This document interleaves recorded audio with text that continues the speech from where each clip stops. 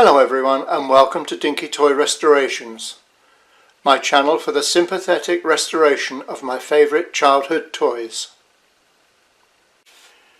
In this video I'm going to restore Dinky's Austin Taxi. This is an old Series 40 model, a 40H, and later the number was changed to 254. But I'm not actually going to restore one, but I'm going to restore two of these models. Now it's rather an unusual colour, I always thought, for an English taxi. I would have thought it would be black, but strangely they didn't produce a black one till much later. I think the idea behind the yellow one was that it would improve sales in the US market, where the yellow cab predominates. However, I don't think it was that successful. My son-in-law bought me this as a small Christmas present, and as an extra one actually, and he knew I collected Dinkies, but he didn't know I'd already got one. But nonetheless, this is quite nice because it's been repainted or restored before. And what he kindly did for me, he got in touch with the person he bought it from to get a little bit of history. And it turns out that the previous owner of this, who did the restoration, ran various hobby and model shops during his life, and when he died he left his Dinky collection to his son Ian. The original restorer of this was Frank Shackle, and he decided to paint it quite sensibly black. The black variant that Dinky produced wasn't done until later, and I think when it was done the model had spun aluminium wheels, not these earlier cast ones.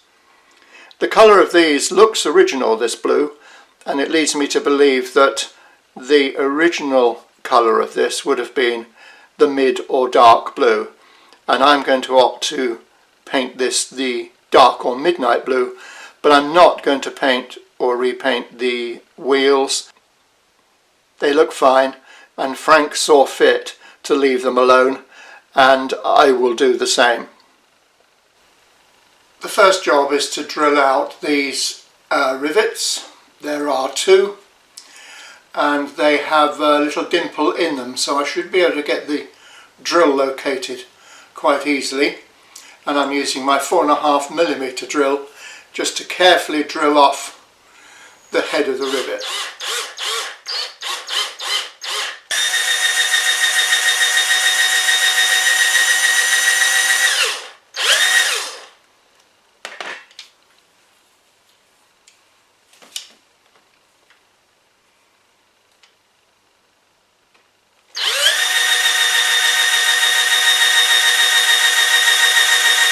Enough has been drilled off, I hope, to just gently lift this off.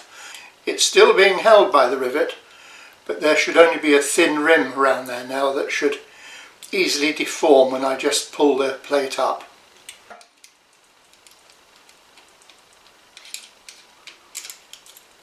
There we go. Perfect. And now that should just ease off the back here. Lovely. So they're not over drilled, and it should be easy to refit the chassis. This looks very sorry for itself now it's out. It's covered in muck and debris and dust and fluff and cobwebs. I think the tyres need to come off. I don't think they're correct.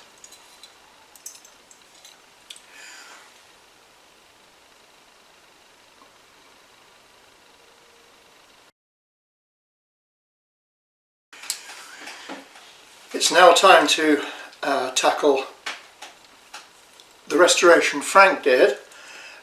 He seems to have put a little bit of araldite on here. He's obviously, I would imagine, drilled out the rivets much as I've just done. I fitted a burr grinder in the Dremel, and I'll carefully try and take down this filler or glue or whatever it is.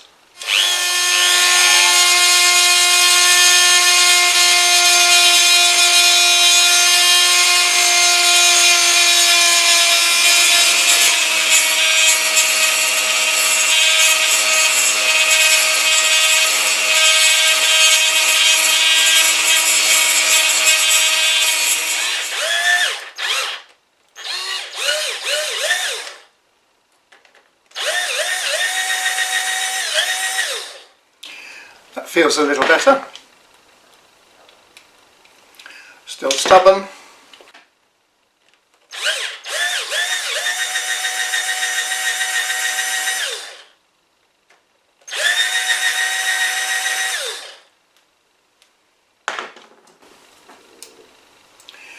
Success! Let's loosen the front, and that's enough to lever it off, which has left the underside of that looking pretty good.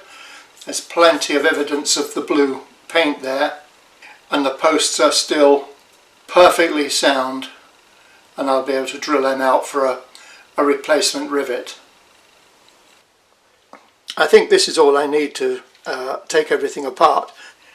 First, however, I'm going to drill the rivet posts with my 2.5mm drill to take the new rivets.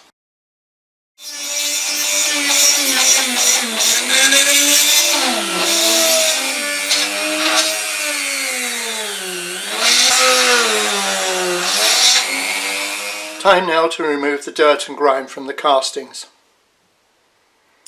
I've used this ultrasound cleaner now a few times, and I'm really impressed with the way it gets rid of all the dirt. So all I do is to top the container up with hot water.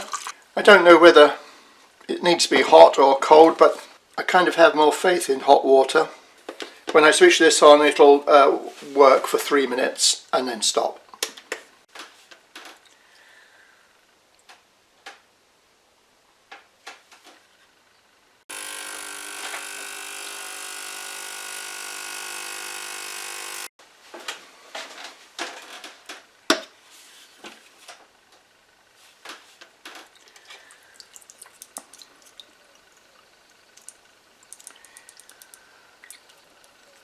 Yeah, nice and clean.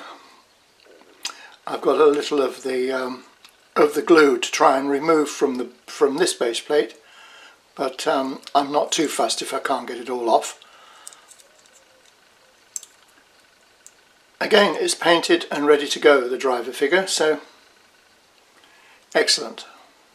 Time now for paint stripping, and I plan to use again my Chem Clean Eco 100 paint stripper. And I have in the bottle some of this stripper that I've already used 3 times. So this will be if this works, this will be the 4th time I've stripped Dinky toys with it.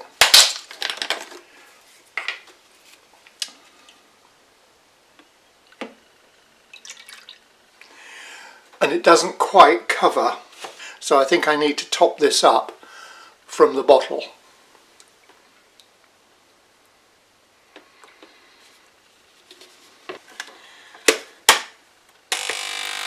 Give it 3 minutes. I'll probably give it 6 minutes anyway with the 2 bodies in there, so 6 minutes it'll be, and then I'll check it.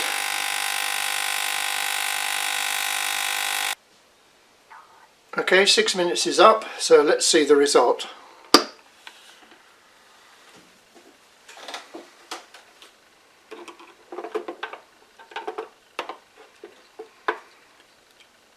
Certainly looks nice and wrinkly in there anyway.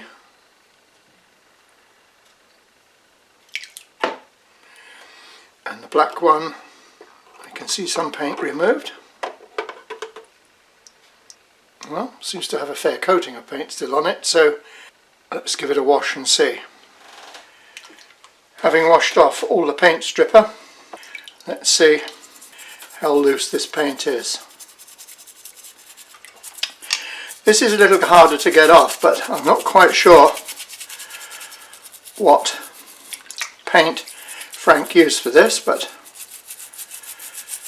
because rather than blistering like the original paintwork, it's loosened it and it's just coming off in sort of fragments.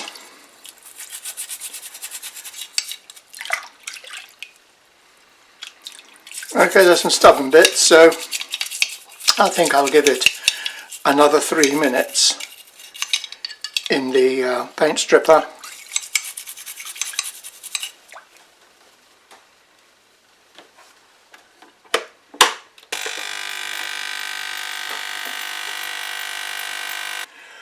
That looks more promising.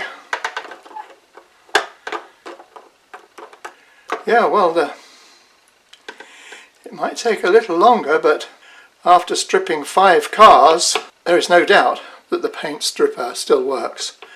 And if you don't mind the extra time, which I don't to be honest, then it's pretty good stuff, I think. I'll put up with the extra time and push it a little further. So 5 down, how many more to go? Both castings have been fully stripped and cleaned up, and here are the 2 bodies. I did notice there is a difference between the yellow cab on the left here, on my left, and the one my son-in-law bought me from Frank's collection, in that there is a lack of number plates on the one restored by Frank, and there's a number plate on the yellow one. Now, I did some little bit of research on this and noticed that on the Dinky Toy Collectors Association website there is a kind of toing and froing, if you like, going on about whether there were some produced without the front number plate. Some people seem to think there was, and some seem to think that it probably has got knocked off. Quite how that happens I don't know, because it seems like a nice sort of permanent and well protected area of the vehicle. I find it hard to see how that can be knocked off accidentally in one clean go, but who knows. So what I've decided to do is keep them both as they were. Frank's one will remain without the number plate, and the yellow one will be restored obviously with the number plate, so just as they are. So I'm not quite sure who's right on this, but that's the way I've decided to go. So the next thing to do is to clean and polish the castings and remove some of the obvious oxidization, and for that I'm going to use my Dremel, and I've got mounted in that an abrasive sort of brush. It's an abrasive brush and it does disintegrate, so I will need to replace this for each model, I think, but let's see how it goes.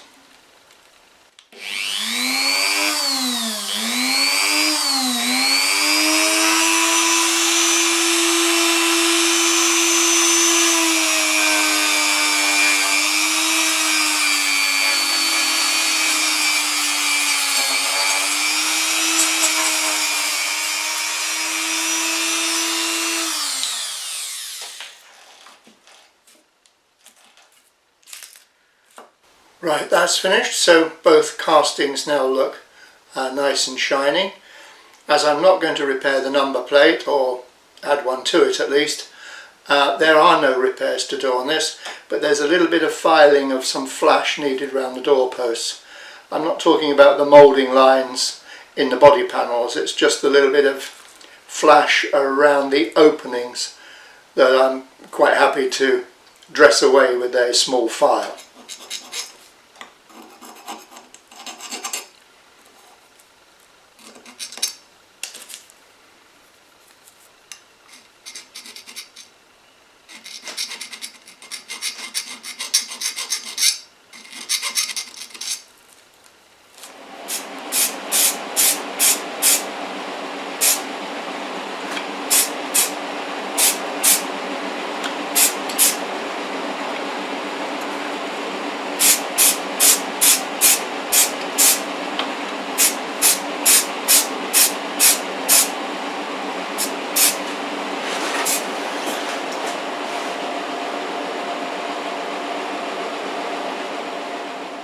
Now the base plates on the taxis are not the normal thin steel plates.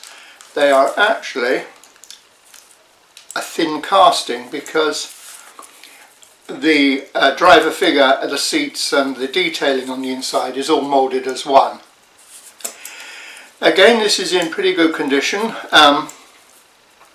It's not mint, but it's in a really good play-worn condition, and I don't think that would be detrimental to the look of the finished product. And the same goes for this one. Now I've noticed on this one the hands have been painted. This was from Frank's car, so whether he did that or not I'm not quite sure, but on this model the hands aren't painted. But that's fine, I'll leave that as it is, and if that's Frank's work, so much the better. So the cleaning has been done in the cleaner, and there's no rust on this base plate, but on Frank's one, where he used the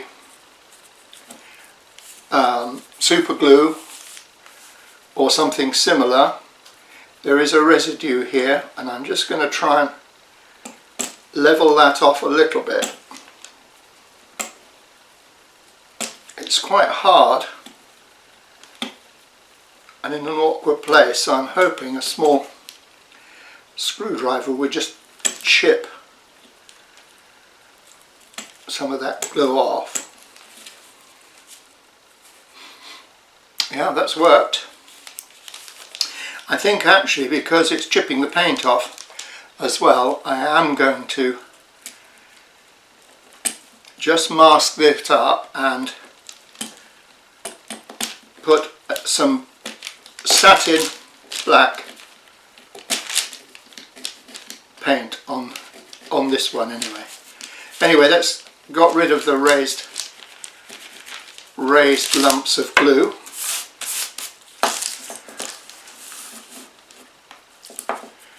So I'll use the flat side of a half round file to flatten this area around the base plate so that the rivet fits snugly.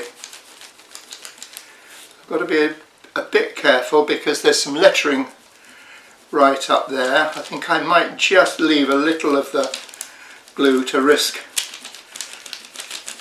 removing any of the lettering. So here are the two base plates for the taxis. This is the yellow cab and this is the dark blue cab. Now I finished the underneath and I'm quite happy with the way that looks. I've not really touched the base plates, as you know, on these, although I have had to spray a little satin black on here because I cleared away the residue of the dried glue. I was going to leave the hubs, but looking more closely at them, they are clean but they look a little dull, so I might well brush some paint on them, and I'll use the Steve Flowers colours, and for the yellow cab I'll paint some yellow obviously on the wheels, and for the dark blue cab, which has light blue wheels, I'll paint some of the Steve Flowers Summer Sky Blue. I should be able to paint this on without too much trouble, so it shouldn't take too long. So I'll start with the blue, and I like to mix my paints, or just put a little bit of paint in a bottle cap as a little palette.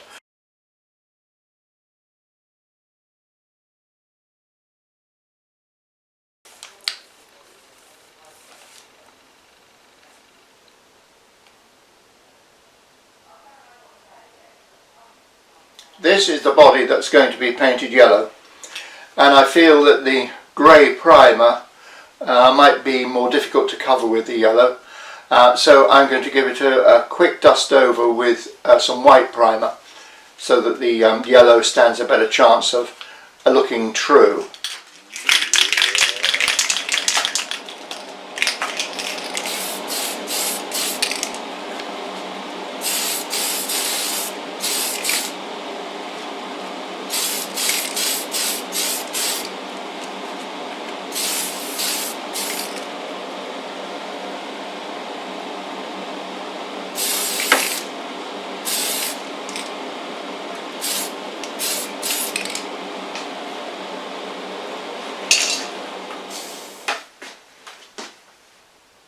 Time to paint the first taxi body, and this is the dark blue I'm using, which is Steve Flowers Midnight Blue.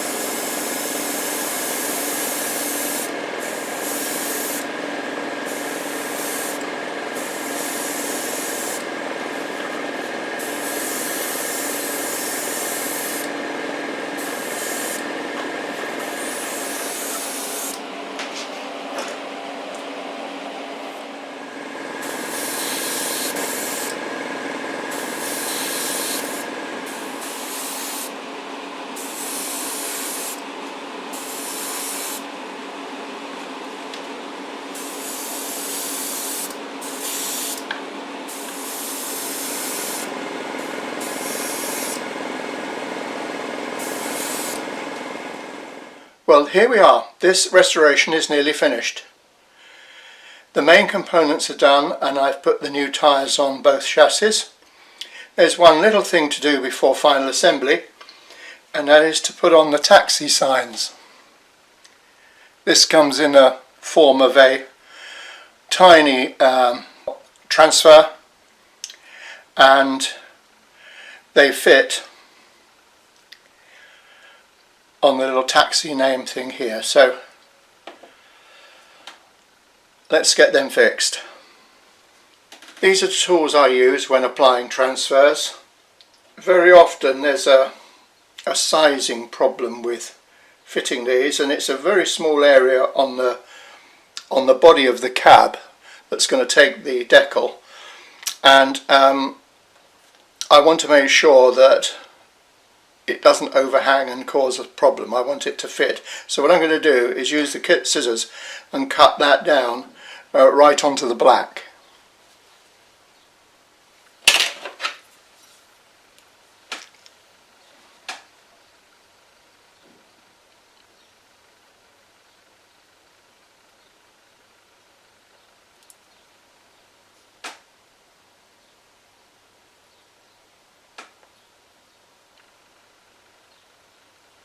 I'm now going to put the transfer in some warm water to soften the glue.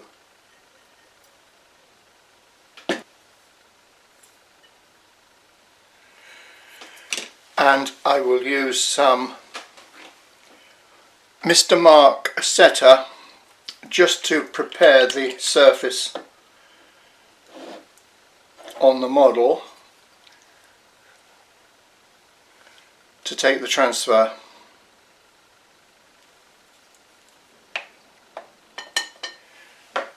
Now the transfer should by now be soft enough to remove from the backing. Just grab that quickly with the tweezers. Not as easy as it sounds actually.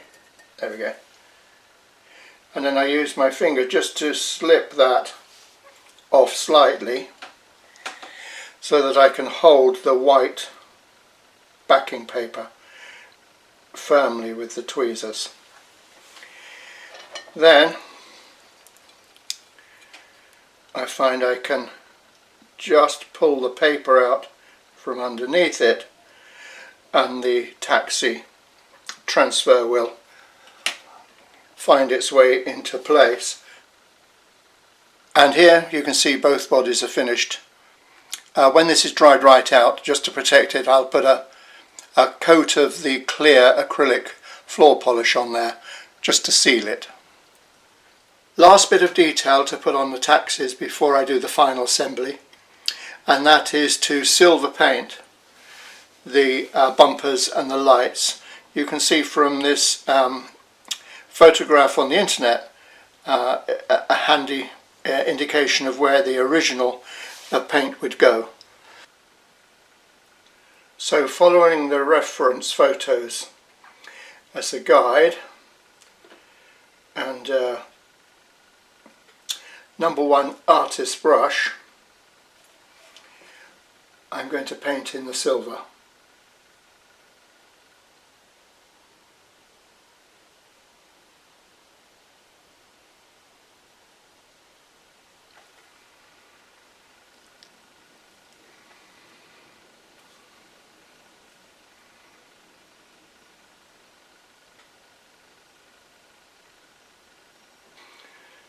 Got a little silver on the blue there, but when this is dry I'll just touch that out with some of the blue.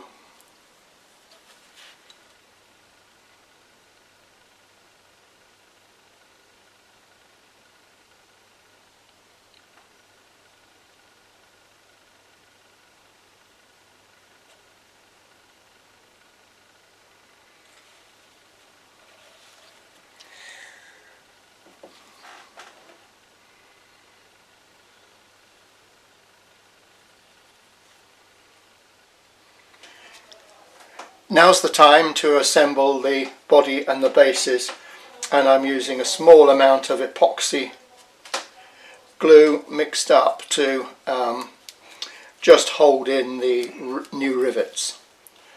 The rivets I've painted a neutral grey to more closely resemble the rivets on the original cars.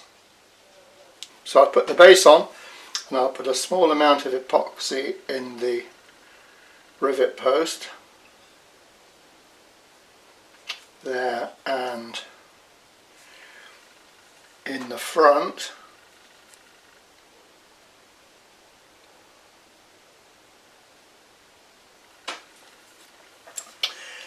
and pop in the rivets and repeat for the blue taxi.